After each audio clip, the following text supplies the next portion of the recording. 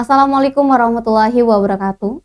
Berbagai informasi dari peristiwa yang terjadi di wilayah Sumatera Selatan pagi hingga sore hari ini, Rabu 8 Juni 2022 terangkum dalam Sumiko News.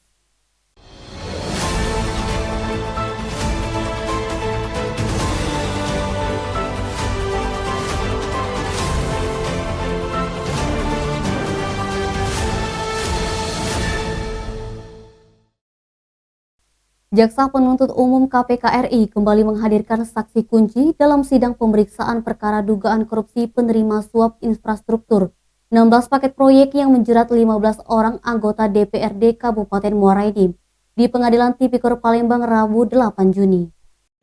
Jaksa Penuntut Umum KPK RI kembali menghadirkan saksi kunci dalam sidang pemeriksaan perkara dugaan korupsi penerima suap infrastruktur 16 paket proyek yang menjerat 15 orang anggota DPRD Kabupaten Muara Enim di Pengadilan Tipikor Palembang Rabu 8 Juni.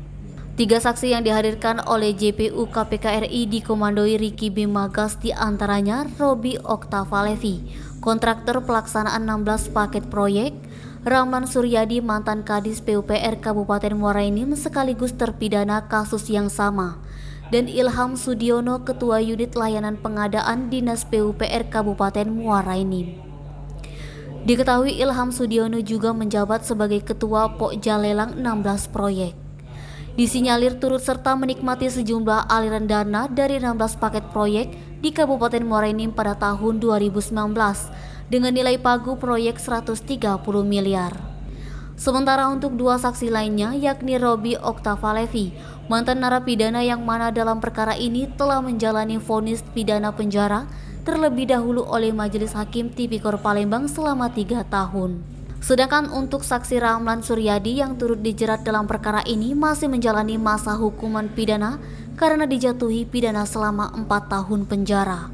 Fadli, Sumiko TV melaporkan. Pemberlakuan pembatasan kegiatan masyarakat level 1 per 7 Juni hingga 4 Juli 2022 di Kota Palembang menjadi babak baru. Pemberlakuan pembatasan kegiatan masyarakat level 1 per 7 Juni hingga 4 Juli 2022 di Kota Palembang menjadi babak baru. Sekda Kota Palembang Ratu Dewa mengatakan, penetapan tersebut berdasarkan beberapa indikator dari Kemenkes.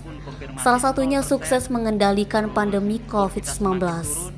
Dan semua berdasarkan Imendagri 30 tahun 2022. Dengan level 1 semua aktivitas berjalan normal. Pelaksanaan belajar mengajar mengacu pada SKB 4 Menteri. Dan berdasarkan Imendagri, kegiatan masyarakat sudah boleh full atau 100% sesuai kapasitas.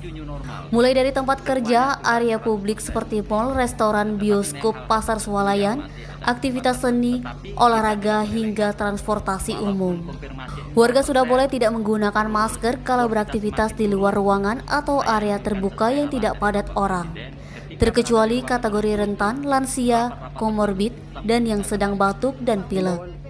Kendati begitu, di area publik tetap harus menggunakan aplikasi Peduli Lindungi. Untuk resepsi pernikahan masih dibatasi 75% dengan tidak ada hidangan makanan di tempat. Wiwi, Sumiko TV melaporkan. Lapas Perempuan kelas 2A Palembang mengadakan pelatihan kemandirian tata rias kecantikan seperti nail art, manicure pedicure, smoothing rambut, serta teknik memasang eyelash. Pelatihan diikuti 20 warga binaan permasyarakatan Lapas Perempuan. Kepala Lapas Perempuan kelas 2 Palembang, Ike Rahmawati menuturkan kegiatan ini bekerja sama dengan PT Sumex Kreatif dengan narasumber yang ahli di bidangnya. Kegiatan ini bertujuan untuk memberi bekal kepada warga binaan. Kegiatan pelatihan pembinaan kemandirian sangat diminati warga binaan. Selain bermanfaat untuk diri sendiri, kegiatan tata rias salon bisa juga untuk menghasilkan pekerjaan yang dapat menjadi bekal warga binaan Lapas Perempuan kelas 2A saat kembali ke lingkungan masyarakat. Warga binaan yang mengikuti kegiatan tata rias salon bakal mendapatkan sertifikat secara gratis.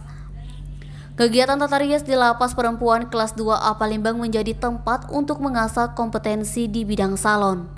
Ike berharap dengan diadakan kegiatan ini dapat menjadikan warga binaan lebih baik lagi, sehingga dapat bermanfaat bukan hanya untuk dirinya sendiri, melainkan untuk keluarga dan orang banyak.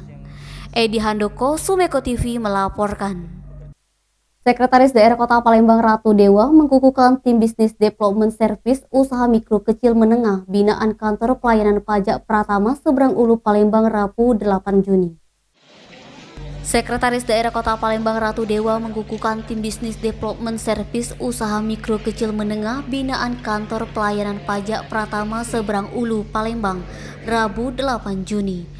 Dalam pengukuhan tersebut, Sekda Palembang berharap tim percepatan ini bisa memperdayakan UMKM dalam penggerakan sektor ekonomi di Kota Palembang lebih baik lagi. PLT Kepala Kantor Pelayanan Pajak Pratama Palembang Seberang Ulu Sardana mengatakan, tim bisnis development service terdiri dari 100 UMKM dari berbagai usaha.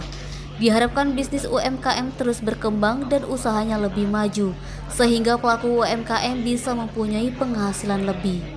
Denny, Sumeko TV melaporkan. Dinas Kesehatan Kabupaten Ogan Ilir melakukan pemeriksaan swab antigen atau rapid test antigen kepada 91 calon jemaah haji asal Kabupaten Ogan Ilir. Kegiatan tersebut dipusatkan di Gedung Public Service Center Kompleks Perkantoran Terpadu Tanjung Senai Indralaya Rabu 8 Juni. Kepala Dinas Kesehatan Kabupaten Ogan Ilir Hendra Kudeta melalui Kepala Bidang Pelayanan Kesehatan Haja Susi Andriani. Ia mengungkapkan kegiatan ini dilakukan sebagai langkah pencegahan kepada calon jemaah haji yang akan berangkat haji dari berbagai virus yang berkemungkinan menyerang. Apabila ada ditemukan calon jemaah haji yang positif, maka pihaknya mengimbau calon jemaah haji tersebut untuk melakukan isolasi mandiri. Dengan harapan ketika jadwalnya berangkat ke Tanah Suci nanti bisa sembuh dan dinyatakan negatif. Harapannya semua calon jemaah haji asal Ogan Ilir bisa berangkat pada musim haji tahun ini. Untuk itu, calon jemaah haji tetap menerapkan protokol kesehatan setelah dilakukan swab antigen. Eti, Sumeko TV melaporkan. Demikian Sumeko News hari ini. Jangan lupa 3M, memakai masker, menjaga jarak, dan mencuci tangan pakai sabun.